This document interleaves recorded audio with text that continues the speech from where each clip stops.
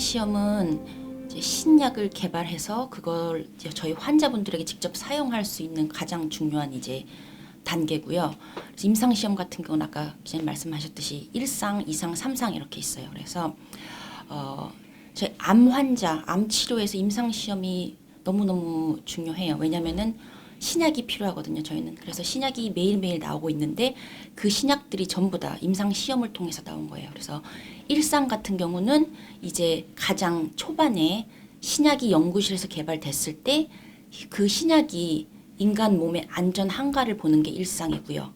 1상을 통과하면은 이제 2상으로 가게 됩니다. 그럼 그 약이 이제 2상이 되는데 2상 같은 경우는 이 약이 정말 효과가 있는가를 보는 게 2상이고요. 그래서 어떤 암에 대해서 3상 같은 경우는 이 새로운 약이 기존 치료제보다 기존 우리가 쓰는 스탠다드 기존 치료보다 더 훨씬 나은지를 보는 게 3상입니다. 그래서 1상 같은 경우는 보통 이제 치료법이 굉장히 제한되어 있거나 암이 많이 진행된 분들이 이제 약이 제한되어 있기 때문에 1상을 많이 참여를 해요. 그래서 새로운 약을 남들보다 빨리 받을 수 있는 기회가 될 수 있고 그게 1상이고요.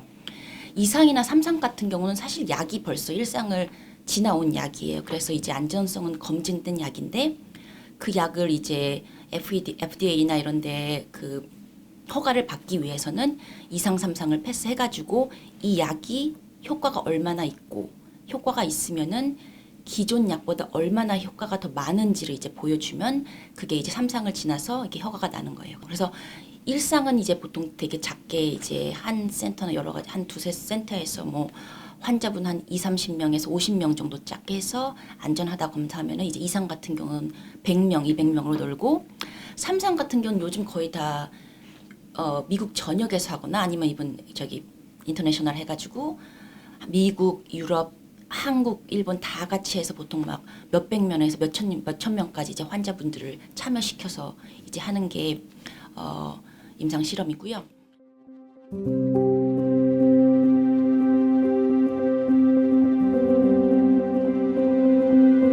유방암 같은 경우는 연구가 가장 활발하게 진행되고 있는 암 중에 이제 하나이기 때문에 신약이 굉장히 많이 나오고 있어요. 거의 뭐 1년에 몇 개씩 신약이 나오고 있는 상태고 임상시험을 통해서 그래서 조기암, 유방암 같은 경우는 이제 1기 뭐 일찍 발견됐다. 그래서 유방암 스크리닝을 통해서 일찍 발견됐다. 그러면은 1기 뭐 2기 뭐 조기암 같은 경우는 보통 5년 생존율 뭐 95% 넘고 10년 생존율 뭐 90% 이렇게 돼요. 그래서 그 유방암은 지난 몇십 년 동안 그 치료 방법이 굉장히 많이 발전을 해가지고 굉장히 예후는 좋아요. 그래서 90%, 95% 이상의 그 예후가 좋은데 기존 치료를 받으면 이제 저희 목표는 이제 90%에서 95%가 아니라 신약을 이용해서 99%가 될 수 있을까?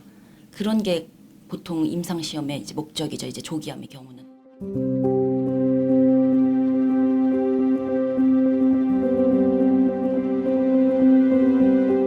환자분들이 생각하기에 임상시험 하면은 하나는 가짜 약을 받고 하나만 진짜 약을 받는다. 그러면 가짜 약은 치료를 안 되는 거나 이렇게 생각하는데 그런 게 아니고 이제 3상 같은 경우는 플라시보를 쓰는 그룹은 플라시보랑 우리가 일반 환자분에게 쓰는 스탠다드 케어를 받아요. 그래서 뭐 항암 치료 같은 경우는 우리가 가장 이게 허가받고 가장 잘 치료가 된다는 그 항암 치료가 그룹 한 곳에 듣고 거기다 이제 플라시보를 넣어가지고 플라시보를 넣었을 때 더 효과가 좋은가 그리고 다른 그룹에 이제 그 기존 치료랑 플라시보를 넣었을 때 플라시보가 더 추가했을 때 더 나은가 이렇게 보는 거거든요. 그래서 3상 실험 이상이나 3상에서 치료를 안 받는 경우는 없어요. 최소한 스탠다드 케어는 받는데 거기 이제 플라시보를 받는 경우가 있고 아니면 신약을 받는 경우가 있고 그래서 비교를 할 수 있게.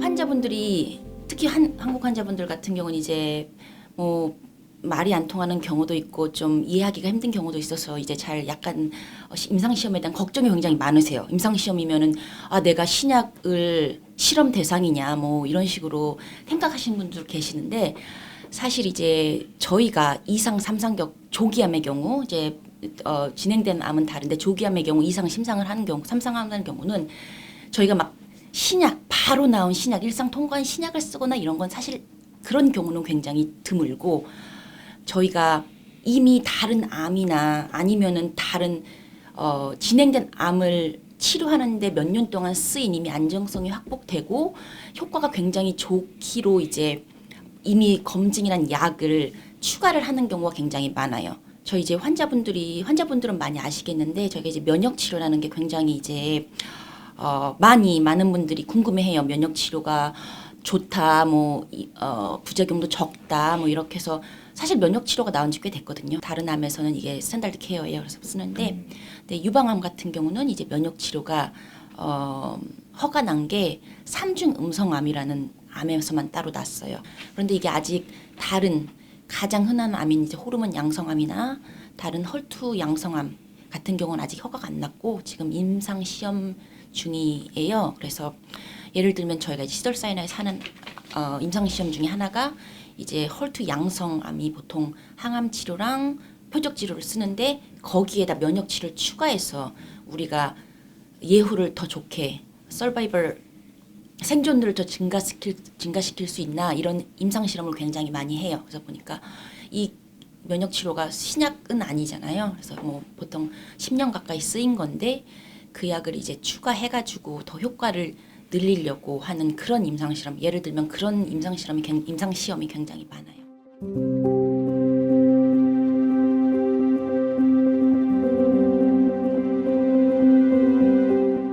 시험이 이제 아무나 다 참여할 수 있는 건 사실 아니에요. 그래서 임상 시험마다 되게 조건이 따로 있어요. 그래서 뭐 어떤 임상 시험은 뭐 1기 환자만, 2기 환자만 뭐 이런 게 다 있고 유방암 같은 경우는 호르몬 양성만 할 수 있다. 아니면은 뭐 3중 음성만 할 수 있다. 그리고 임상 시험은 사실 건강한 분들만 참여할 수가 있어요. 그래서 피검사나 이런 걸 해가지고 만약에 신장 기능이 저하됐다, 그럼 사실 임상시험에 참여하지 못하거든요. 그래서 임상시험을 하고 싶다 하셔도 이런 약간 이제 다른 이제 피검사나 다른 검사 결과에서 정상이 아닌 게 나타나면 사실 임상시험을 참여 못하고 그냥 기존 치료법으로 가야 되는 경우도 있어요.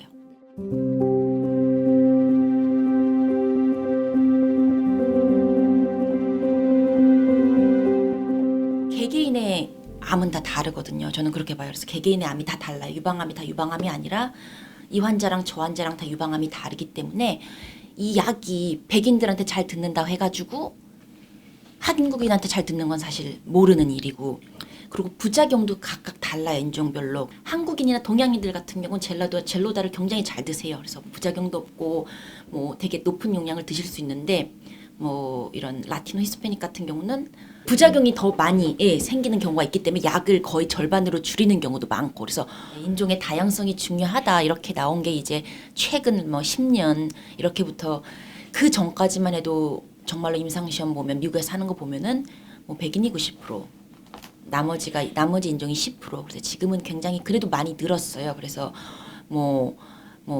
동양인 10% 뭐 이런 식으로 점점 늘어나고 있어요. 뭐 흑인들도 늘고 라티노들도 늘고 하는데, 제가 이제 전국적으로 이제 미국 전역에서 이제 임상시험의 다양성을 늘리자 해가지고 굉장히 캠페인도 많이 하고, 임상시험 디자인을 할 때 이제 그런 소수 인종도 많이 참여할 수 있도록 만들고 그렇게 하고 있어서 점점 더 나아질 걸로 보는데, 아직까지는 이제 임상시험 참여율이 좀 저조한 편이에요.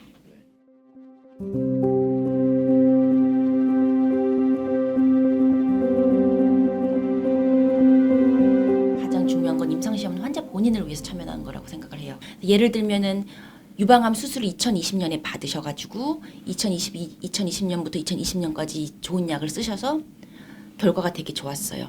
근데 임상시험에 참여 안 하신 분은 그 기회를 놓치신 거고, 그 약이 이제 허가가 났는데 그걸 약을 다시 쓸 수는 없거든요. 약이 다 시간이 있어요. 그래서 이 약은 뭐 수술 후에 써야 되고 수술을 1년 안에 써야 되고, 그래서 그 임상시험에 참여 안 하신 분들은 그 약을 이제 받으실 기회를 놓치신 거죠. 저는 이제 임상시험에 대해서 이제 적극 권유를 하고, 저희가 그냥 아무 환자분들한테 모든 임상시험을 권하는 건 아니고, 환자분이 제 외래에 오기 전에 다 이제 리뷰를 해요. 저희 팀이랑 이제 그 임상시험 팀이랑 다 검사를 해가지고 이 환자분한테는 이 임상시험이 가장 적합하고 가장 좋겠다 하고 이미 정해서 오시면 이제 얘기를 꺼내는 거든. 저희가 그냥 그 자리에서 이거 해라 이거 하는 건 아니고, 그렇기 때문에 이제 이런 거 이제 의료진 저희 이제 특히 암 치료하는 의사들을 좀 믿으시고 만약에 권하셨을 때 한번 고려하시는 게 좋을 것 같습니다.